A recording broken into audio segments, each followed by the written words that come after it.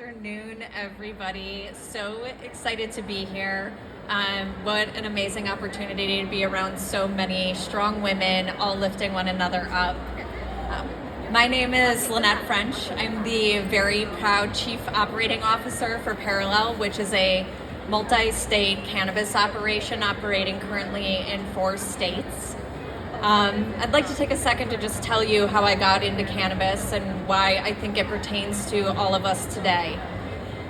About 2016, I was just on the heels of having my second child, and as long as I could remember, probably 14 on, don't tell my daughters that, cannabis was something that I found a routine in my life that always gave me tremendous relief for anxiety, for sleeping, and rather than all the other options that were out there, I knew one moment with that plant gave me tenfold back.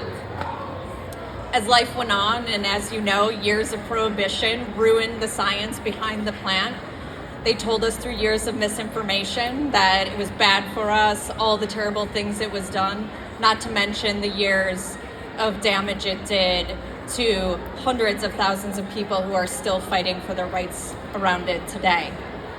At that time, I took one look at what it would take to actually grow that plant, and even though I had a green thumb, it was really clear very quickly that that was a little bit too much of a complicated plant for me to be able to support my own needs. I became a medical patient in 2016. I'm lucky enough to live in Massachusetts. I am not a Patriots fan, so any Dallas fans do not have to worry about that today. And the first time I was able to access the plant legally was such a profound moment. It really did truly change my life as I'm standing here in front of you today, operating a multi-state organization. I always think it's important for people to understand my story and how I came to that point and why I'm so passionate about access. Why I'm here today in Texas to also talk about it. There is a new industry. It takes a lot of courage to get into it, but I hope all the Texans out there start to understand you do have access. You have access today. Approximately 5 million Texans already qualify for the Texas Compassionate Use Program right now today. If you need to get more information about that, make sure to see us at the Good Blend booth over at 309. We've got information, certification information, undosed samples, as much as we'd like to spread the love, they're undosed. So make sure you stop and see our incredible team that we've put together that can talk to you about the program. More so, I'm here to talk about cultivating courage. I think, it's amazing events like this that are put together to empower women across industries, but the cannabis industry needs women more than they ever have, and diversity across the board. Still today, even though the cannabis industry has started and been in progress for over a decade, less than 25% of executive positions in the industry are held by women. So, on behalf of myself, my 2 little girls I'm raising at home, I hope we can all continue to drive awareness that we need women in these programs, leading these programs, and inspiring more women to take part in the programs as well. That day I walked into that medical dispensary and we talked about how I had been using it. I talked about my concerns about being a mother and the risk it put me at. It was the first time in my life I felt normal.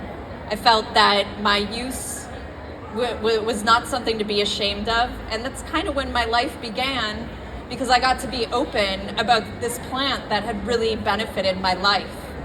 As the story goes, that night I went home. I shared with my husband how profound it was that I was able to go in and legally gain access to this plant. And my husband said, "You should work there." And I thought, "You're crazy. How could I work in this industry? My family, your family, our friends' families, how would we explain that?" Well, I cultivated courage that very next day.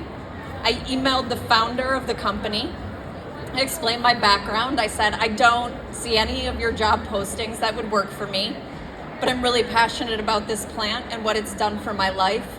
And I'm really passionate about what I think it's going to do in the future.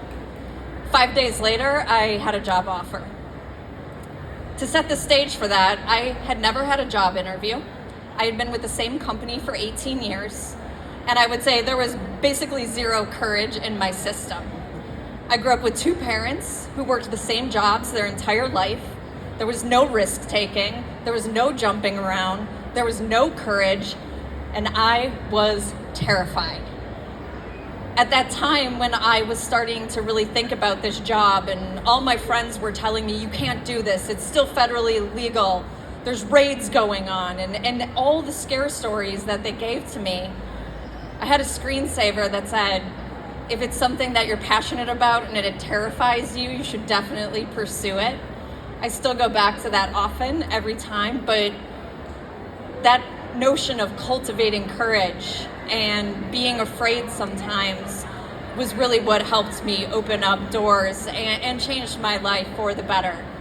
Once I began working in the industry, and at that time it was purely medical, so to be servicing hundreds of patients a day coming in, surviving PTSD, anxiety, epilepsy, cancer treatment, and to see that through access to a plant, they weren't taking pills, they were eating, their nausea had stopped, they were sleeping at night. There were countless reasons why access to this plant became so important to me and still is today, and also part of the reason I'm so excited to be part of the Good Blend team in Texas in the very early innings of this program, where I truly believe that everybody deserves access to this very powerful plant. So cultivating courage, where do you even start? And as I was thinking about that, part of it is, we all have to really be aware of how we talk to ourselves.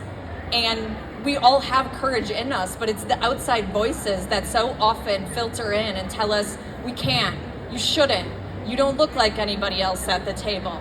And so stopping right there and believing that you have a place there and fighting for it is number one to being able to really cultivate that courage. The second most important thing that I'm still learning today, and I continuously will, is your network is your net worth. I'm so lucky, I'm sure many of you are as well, to be surrounded by incredible women that hopefully tell you before you even have to ask that you can and you should and you will. I also have little girls that are like my mirror, so if I'm not being kind to myself, they definitely show up and remind me very quickly about that. As a company, we haven't always made the best choices or the right partners or had the right networks. And in the last 2 years, we've spent a lot of time thinking about who we align ourselves with and why it's important. And I truly believe in doing the work, not talking about the work, not doing Instagram posts about somebody else doing the work, but truly doing the work.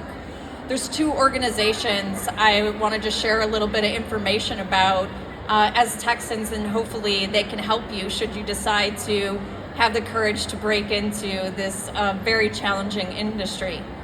One of our best partners right now is the BCB Mastermind Program.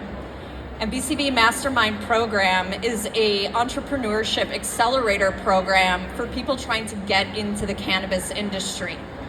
I think anybody who's on the outside looking in, the second you look at licensing requirements, the capital required, it could scare anybody immediately from even trying to get into the industry. The BCB Mastermind Program in 2 years has put through 150 CEO entrepreneurs to help give them access to networks, funding, expertise, legal, and people who have already been operating within the industry to help them get a foot up as they try to be part of the industry. Diversity is such a big deal that we need to continue driving it, obviously for myself, but there's so many groups of people that have been so disproportionately impacted by the war on drugs that actually doing the work, making sure those people have the resources, the networking, and the people to make a difference to get into the industry and stay there successfully not only is a very big passion project for myself, but for the teams that I work alongside as well. We recently just did an accelerator program in Austin. I hope we'll be back next year, but I would really hope you would check that out if you have any interest in getting into the industry. It's a great way to build your network and really ramp up your net worth immediately. The other group that we've been working with, and we recently just did an event in Austin, if you have any interest in becoming a patient of the Compassionate Use Program in Texas, we also work with Minorities for Medical Marijuana Access.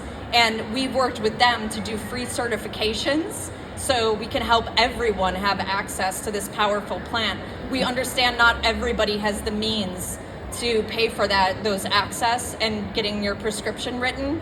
So definitely check out more information. Good Blend over there. There's Terrence right over there with the Good Blend shirt.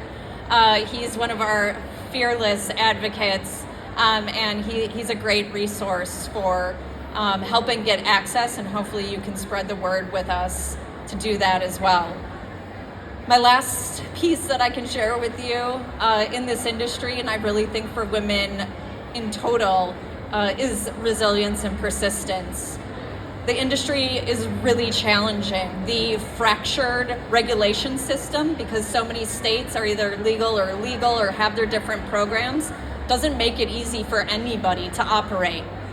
And so having the patience to work with the regulators, work with the states, do great events like this where we can actually educate and make people aware in Texas there is a program, makes all the difference to moving forward.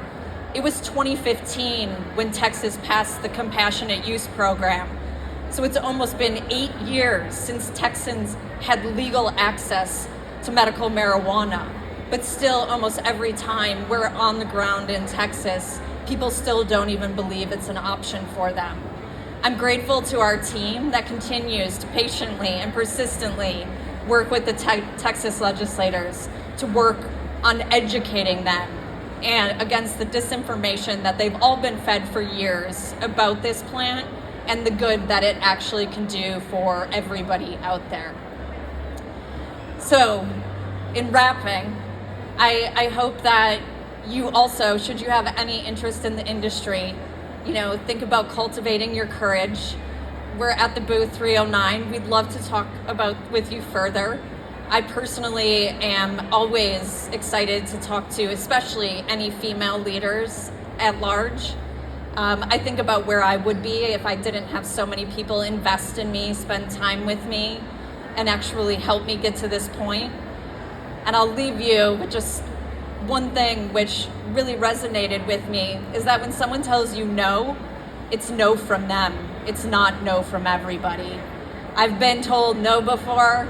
I'll never forget the conversation where somebody asked me what I wanted to be, and I said I want to be a chief operating officer, and he told me I couldn't. And I just remember that all the time. I remember my daughters, remind them all the time. No from somebody is no from that somebody. It's not a no from everybody. I feel so honored to be here. Thank you all for being here too. Supporting women is such an amazing thing to take part of. I'm so happy to live in a day and age where we can do this. And for my two little girls at home that get to look forward to a future of women lifting one another up, I'm very excited to be there.